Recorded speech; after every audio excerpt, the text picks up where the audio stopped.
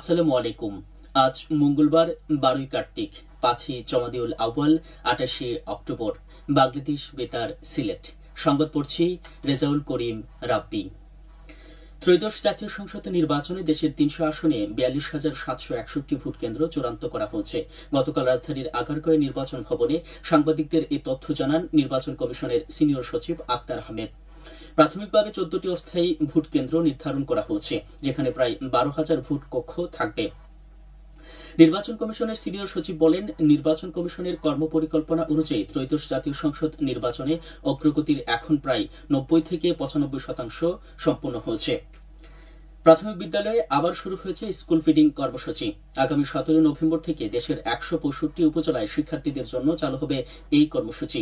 এর আওতায় প্রতিদিন পুষ্টিকর খাবার পাবে প্রায় 31 লাখ শিশু। সপ্তাহে 5 দিন শিশুদের দেওয়া হবে দেশীয় ফল, ডিম, দুধ, কলা, পাউরুটি ও বিস্কুট। এর ফলে শিশুদের পড়াশোনার আগ্রহ বাড়বে, পুষ্টিহীনতা দূর হবে এবং ঝরে পড়ার হার অনেকাংশে কমে আসবে। শাহজালাল বিশ্ববিদ্যালয়ের কেন্দ্রীয় ছাত্র সংসদ শাকসু নির্বাচনে নির্বাচন কমিশন ঘোষণা করা হয়েছে। গতকাল প্রশাসনিক ভবন 1-এর সামনে নির্বাচন কমিশনারদের নাম ঘোষণা করেন বিশ্ববিদ্যালয়ের রেজিস্ট্রার সৈয়দ সলিম মোহাম্মদ আব্দুল কাদির। এই নির্বাচনে প্রধান নির্বাচন কমিশনার হিসেবে দায়িত্ব পালন করবেন বিশ্ববিদ্যালয়ের ইন্ডাস্ট্রিয়াল অ্যান্ড প্রোডাকশন ইঞ্জিনিয়ারিং বিভাগের অধ্যাপক ডক্টর আবুল মুকিত মোহাম্মদ মুকাদ্দেস। নির্বাচন কমিশনার হিসেবে দায়িত্ব পালন করবেন অধ্যাপক ডক্টর মোহাম্মদ কামরুল ইসলাম, অধ্যাপক ডক্টর মোহাম্মদ মিসবা উদ্দিন, অধ্যাপক ডক্টর মোহাম্মদ নজরুল ইসলাম, অধ্যাপক ডক্টর মোহাম্মদ আশরাফ সিদ্দিকী, অধ্যাপক ডক্টর মোহাম্মদ রিজাউল ইসলাম, অধ্যাপক ডক্টর জি.এম. রবিউল ইসলাম, অধ্যাপক ডক্টর রুজওয়ান আহমেদ, অধ্যাপক ডক্টর মোহাম্মদ মাহবুবুল আলম, অধ্যাপক ডক্টর আব্দুল জলিল, অধ্যাপক ডক্টর মোহাম্মদ মঞ্জুর উল হায়দার, স্থপতি ইফতেখার রহমান এবং সহযোগী অধ্যাপক মোহাম্মদ রাজিক মিয়া। এ সময় উপাচার্য বলেন, আমরা সবার সঙ্গে আলোচনা করে এই নির্বাচন কমিশন ঘোষণা করেছি। আশা করি খুব শীঘ্রই এই কমিশন আমাদের শাকসু নির্বাচনের রুটম্যাপ জানাবে। বিশ্ববিদ্যালয়ের সকলের সহযোগিতা আমরা চাই। বীরশ্রেষ্ঠ শহীদ সিপাহী হামিদুর রহমানের 54তম শাহাদাত বার্ষিকী আজ।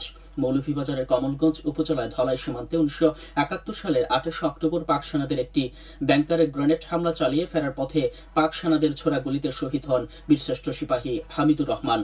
1971 সালের মহান মুক্তিযুদ্ধে বৃহত্তর সিলেটের মৌলভীবাজার জেলার কমলগঞ্জ উপজেলা ধলাই রণাঙ্গনে সম্মুখ যুদ্ধে তিনি শহীদ হন। দেশের জন্য জীবন বিসর্জনকারী হামিদুর রহমান ঝিনাইদহ জেলার মহেশপুর উপজেলার খুর্দা খালিশপুর গ্রামের সন্তান। যুদ্ধে অসামান্য বীরত্বের জন্য তাকে বীরশ্রেষ্ঠ উপাধিতে ভূষিত করা হয়। মাত্র 18 বছর বয়সে শহীদ হওয়া সিপাহী হামিদুর রহমানের 7 জন বীরশ্রেষ্ঠ পদকপ্রাপ্ত শহীদ মুক্তিযোদ্ধাদের মধ্যে সর্বকনিষ্ঠ।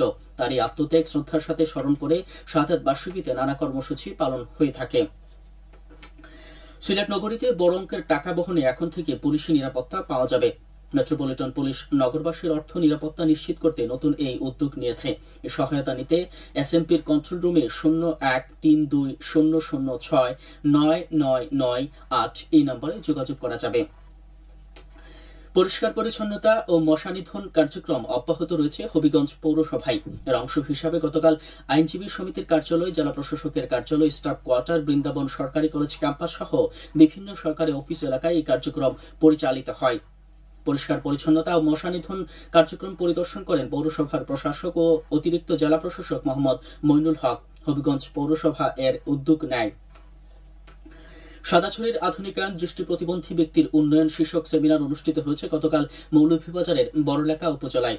এতে উপজেলার 11 জন দৃষ্টি প্রতিবন্ধী শিক্ষার্থীকে একটি করে স্মার্ট সাদাছড়ি, 4 জনকে ট্রাই সাইকেল এবং 13 জনকে হুইল চেয়ার ও 21 জন প্রতিবন্ধী শিক্ষার্থীকে 5,000 টাকা করে অনুদানের চেক দেওয়া হয়। সেমিনারে বিভিন্ন শ্রেণী পেশার লোকজন উপস্থিত ছিলেন। সমাজসেবা অধিদপ্তর এর আয়োজন করে। সড়ক দুর্ঘটনার 2 জন নিহত হয়েছেন গতকাল হবিগঞ্জের মাধবপুরে। এতে অন্তত 30 জন যাত্রী আহত হয়েছেন। ঢাকা সিলেট মহাসড়কের বেজুরা এলাকায় এই দুর্ঘটনা ঘটে। ঢাকাগামী একটি যাত্রীবাহী বাস নিয়ন্ত্রণ হারিয়ে রাস্তার পাশের খাদে পড়ে গেলে ঘটনাস্থলে 2 জন নিহত হন। এবার শুনুন কৃষি সংবাদ। আবহাওয়া অনুকূলে থাকায় সিলেটের বিশ্বনাথ উপজেলায় এবার আমন ধানের বাম্পার ফলন হয়েছে। সোনালী ধানের শীষে মুখ ভরা হাসি কৃষকদের। মাঠ জুড়ে পাকা ধানের দোলা উৎসবের আমেজ ছড়াচ্ছে। উপজেলা কৃষি অধিদপ্তরের তথ্য অনুযায়ী এবছর 13,260 হেক্টর জমিতে আমন ধান চাষ হয়েছে। উৎপাদনের লক্ষ্যমাত্রা 32,000 মেট্রিক টন।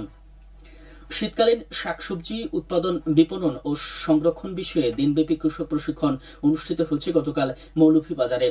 আঞ্চলিক কৃষি গবেষণা ইনস্টিটিউটের মুখ্য বৈজ্ঞানিক কর্মকর্তা ডক্টর মোহাম্মদ নজরুল ইসলাম প্রধান অতিথি হিসাবে উপস্থিত থেকে এর উদ্বোধন করেন। কৃষক প্রশিক্ষণ হলরুমে প্রশিক্ষণের 160 জন কৃষক কৃষানি অংশ নেন। আঞ্চলিক কৃষি গবেষণা ইনস্টিটিউট এর আয়োজন করে। সবশেষে আবহাওয়া। আজ বেলা 1টা পর্যন্ত পূর্বাভাসে বলা হয়েছে সিলেট সহ পার্শ্ববর্তী এলাকার জন্য কোনো সতর্কবাণী নেই এবং কোনো সংকেতও দেখাতে হবে না। আর সিলেটে সূর্যোদয় হয়েছে 5টা 57 মিনিটে এবং সূর্য অস্ত যাবে সন্ধে 5টা 16 মিনিটে। সংবাদ শেষ হলো। পরবর্তী স্থানীয় সংবাদ প্রচারিত হবে দুপুর 1টা 5 মিনিটে।